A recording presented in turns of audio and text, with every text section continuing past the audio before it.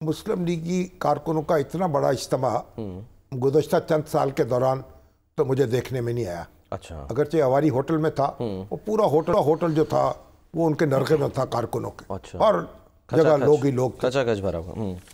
तो ख्वाजा यानी साद रफ़ीक जो हैं और ख्वाजा सलमान रफ़ीक उनके बेटे माशाल्लाह वो मौजूद थे। और ख्वाजा साद ने बड़ी उम्दा तकरीर की। फिर अपने राना सनाउल्लाह साहब मौजूद थे, उन्होंने भी तजवीज़ दी। ख्वाजा आसिफ साहब थे, या सादिक साहब मौजूद थे। ख्वाजा आसिफ साहब प्रिजाइड कर रहे थे। फिर सोहेल वराज साहब ने भी गुफ्तगू की, कुछ मैंने भी अर्ज़ किया। असलम ज़ार साहब बड़े नामी हमारे एडवोकेट हैं, उन्होंने उसको स्टेज सेक्रेटरी थे।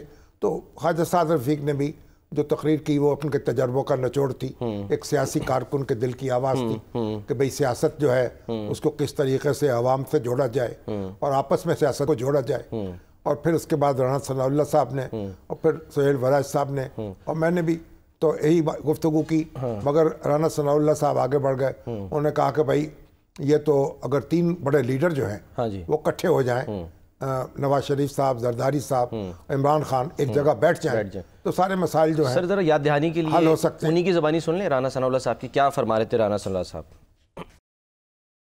हमें जो है वो सियासतदानों को इकट्ठे होना चाहिए, बैठ के बात करनी चाहिए।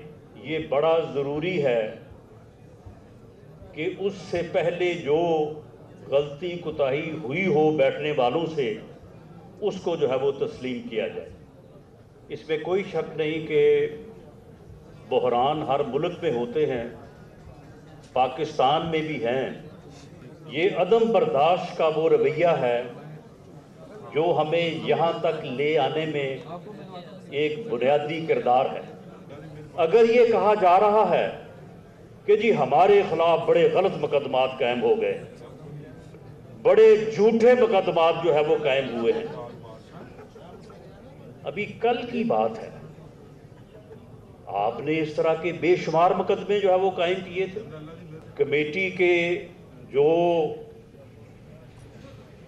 रुकन हैं वो आप ऐसे ही समझें कि वो सारे जो हैं वो अदाकार हैं, जो प्रोड्यूसर हदायतकार है वो ख्वाजा साद रफ़ीक साहब है।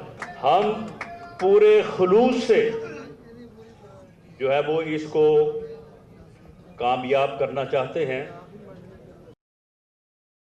सर ख्वाजा साद रफ़ीक साहब और राना सनाउल्लाह साहब वो ये तो हक़ में दिखाई दे रहे हैं मुज़ाकरात। ख्वाजा साद रफ़ीक साहब और राना सनाउल्लाह साहब, राना सनाउल्लाह ने तो याद भी कराया ना कि भाई उनके राना सनाउल्लाह के खिलाफ मुकदमा बना था नशियात, बिल्कुल 15 किलो हीरोइन चर्च बरामद हुई या तो हीरोइन बरामद हुई। साद रफ़ीक जो हैं उनको भी तवील अरसे तक जेल में रखा गया, जुर्म बेगुनाही की सज़ा।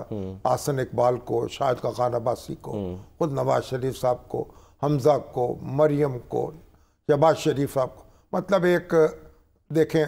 और जो हमारे अफसरान हैं फवाद हसन फवाद को और ये हमारे आहद चीमा को, मतलब एक बस इमरान खान साहब के दौरे हुकूमत में क्या क्या सितम नहीं ढाए गए। और आज वो खुद निशाना है, वो जेल में हैं, उनके साथी जो हैं कई साथी नज़र कैदोबंद की सोबतें उठा रहे हैं, उन पर मुकदमात हैं, दर्जनों मुकदमात हैं और उनकी सुनवाई नहीं हो पा रही।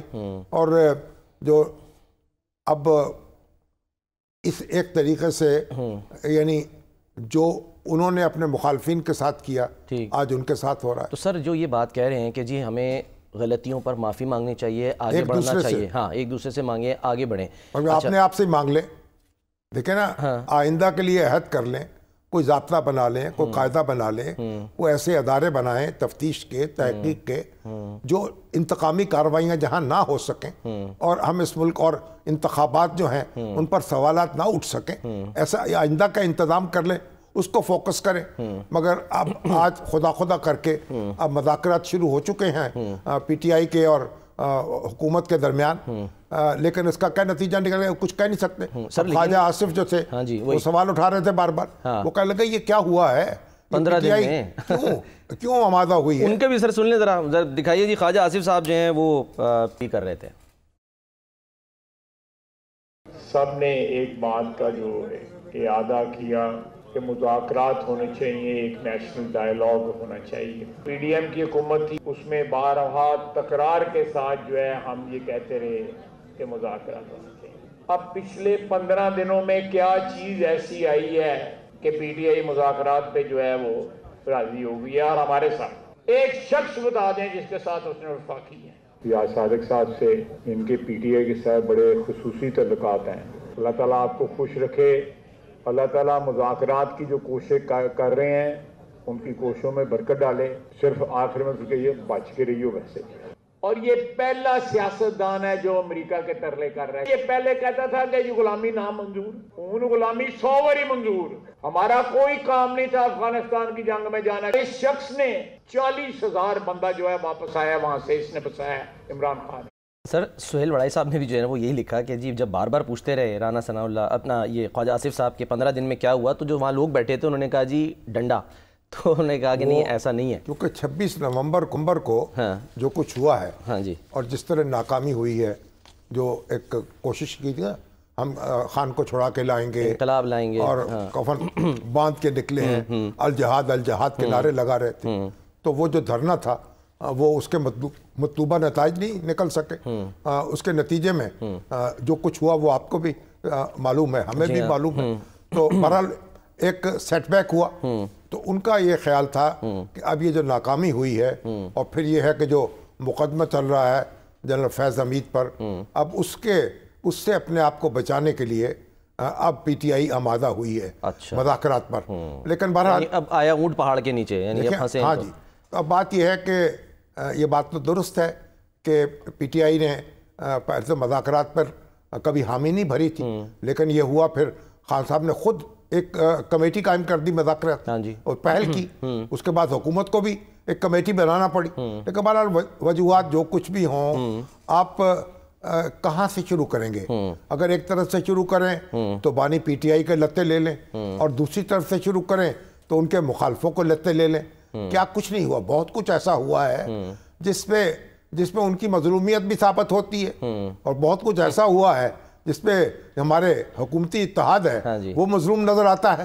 مگر اصل میں ہمیں آگے بڑھنا ہے. تو جب آگے بڑھنا ہے تو پھر ان کو دیکھنا چاہیے. سر لیکن آگے بڑھنے کے لیے وہ بیسیکلی یعنی کہتے ہیں دودھ کا جلا چھاچھ بھی پھونک پھونک کے پیتا ہے، اسی چیز کی طرف اشارہ کر رہے ہیں خواجہ آصف صاحب. اب جو یہ سبھی جلے ہوئے نا، ہاں سعد رفیق صاحب اور رانا صاحب کی جو تجویز ہے کہ یہ اکٹھے ہو جائیں، نواز شریف صاحب، فضل الرحمان صاحب، اور اس میں عمران خان بھی شامل ہوں. یعنی آج ہم سن رہے تھے سر، اگر آپ کہیں میں سنا دوں، یوسف رضا گیلانی صاحب جو ہیں انہوں نے بھی کچھ ایسی بات کی ہے، لیکن وہ کہہ رہے ہیں جیسے چارٹر آف ڈیموکریسی ہوا تھا نا، اس طرح سے کوئی ایک معاہدہ ہونا چاہیے تاکہ پھر جو ہے نا سارے کے سارے اس پر عمل کرنے کے پابند ہو. دکھائیے جی یوسف رضا صاحب کیا فرما رہے ہیں. جیسے چارٹر آف ڈیموکریسی مابین محترمہ بینظیر بھٹو شہید صاحبہ اور میاں محمد نواز شریف صاحب کے درمیان ہوئی تھی، اس سے آپ نے دیکھا کہ ہماری جو گورنمنٹس تھیں انہوں نے اپنی مدت بھی پوری کی، اور پھر انہوں نے آؤٹ گوئنگ گورنمنٹ جو تھی اس کو انہوں نے ہوسٹ بھی کیا. مطلب بڑی اچھے طریقے کے ساتھ لوگوں نے رخصت ہوئے، اور پھر جو آنے والے تھے ان کو ہم نے ویلکم کیا. تو یہ مزاج ہونا چاہیے. یہ صرف نہ ہو کہ اگر میں ہوں تو سب ٹھیک ہے، اگر میں نہیں ہوں تو پھر نہ ملک کی ضرورت ہے نہ ریاست کی ضرورت ہے.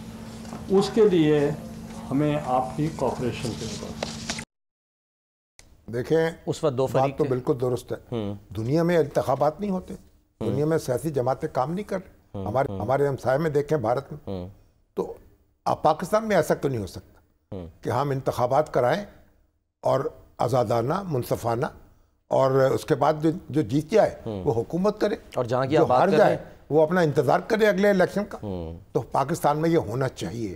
اس کے لیے میثاق جمہوریت پر دستخط کر لیں اور کوئی اور فریم ورک طے کر لیں، کچھ کر لیں. یہ سارے سیاسی لیڈر جو ہیں جب تک یہ مستقبل پہ فوکس نہیں کریں گے، ماضی کی جو غلطیاں ہیں وہ سب نے کی ہیں. اب کس کس کو سزا دیں گے؟ تو اس کا تو ازالہ جو ہے کچھ عدالتوں سے ہو جائے گا، کچھ انتظامی اقدامات کرنے سے ہو جائے گا، لیکن اگر مستقبل جو ہے آپ اس پہ توجہ نہیں کریں گے اور بار بار دہراتے رہیں گے، باریاں لگی رہیں گی، آج ہم کل تم، اور یہ تماشا ہوتا رہے گا اور پاکستان کو نقصان پہنچے گا اور الٹیمیٹلی سب کو نقصان پہنچے گا۔ آپ دیکھیے کیا ہمارا اب بنگلہ دیش میں کیا کچھ نہیں ہوا، ہاں جی کس حد تک نوبت نہیں گئی، ایک علیحدگی تک نوبت آ گئی، ایک وہ بھارتی فوج جو ہے اس کے ساتھ مل کے اور پاکستان پر حملہ ہو گیا۔ اس کے بعد کیا ہوا؟ آج بنگلہ دیش دیکھیں، وہ اپنا ماضی جو ہے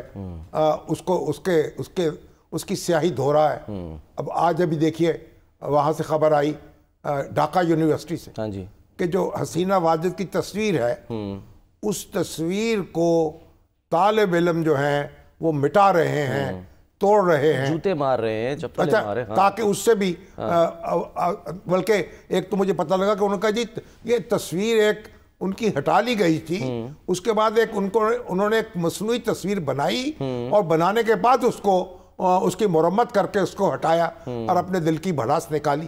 تو آپ یہ دیکھیے وہاں تاریخ جو ہے کس طرح پیچھے مڑ گئی اور کس طرح اپنی غلطیوں کا احساس ہو رہا ہے، اور اپنا جو ان کے ساتھ ہوا، ان کے رہنما نے کیا، اس کا وہ مداوع کرنے کی کوشش کر رہے ہیں۔ تو جب آپ کس حد تک جائیں گے، اگر آپ بہت آگے چلے جائیں گے، آپ اپنا بھی منہ کالا کریں گے اور اپنے مخالف جو ہیں ان کے ساتھ تو جو ہوگی سو ہوگی۔ تو میرا خیال ہے کہ اب وقت آ گیا ہے، جو مذاکرات کی میز بچھی ہے اس کو یعنی یہ سلسلہ ٹوٹنے نہ پائے اور فریقین جو ہیں کسی نہ کسی نقطے پر متفق ہوں اور ملک کو آگے بڑھائیں۔ نہیں بڑھائیں گے تو پھر ظاہر ہے کہ بھئی حکومت جانے، پھر پی ٹی آئی جانے، پھر جو بھی ہوگا دیکھا جائے گا۔